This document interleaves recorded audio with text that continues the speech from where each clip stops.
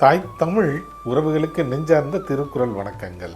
நான் உங்கள் அன்பு தோழன் பா மூவேந்திர பாண்டியன். இன்று நாம் திருக்குறளில் 80 பாலில் 113வது அதிகாரமாக உள்ள காதர் சிறப்பு உரைத்தல் என்ற அதிகார தலைப்பின் கீழ் அமையப்பெற்றுள்ள 1122வது திருக்குறளை பற்றி அறியப் போகின்றோம்.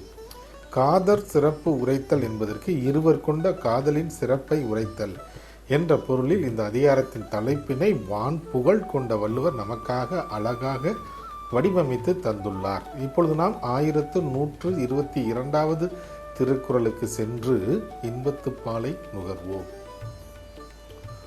உடம்பொடு உயிரிடை எண்ணமற்று அன்ன மடந்தையொடு எம்மிடை நட்பு.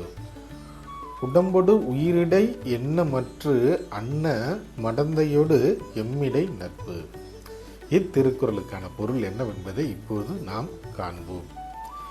என்னவளுக்கும் எனக்குமான உறவு எவ்வாறு உள்ளது எனில், உயிருக்கும் உடம்புக்கும் என்ன உறவு உள்ளதோ அதே உறவு எங்களிடம் உள்ளது என்பது இத்திருக்குறளுக்கான பொருளாக உள்ளது.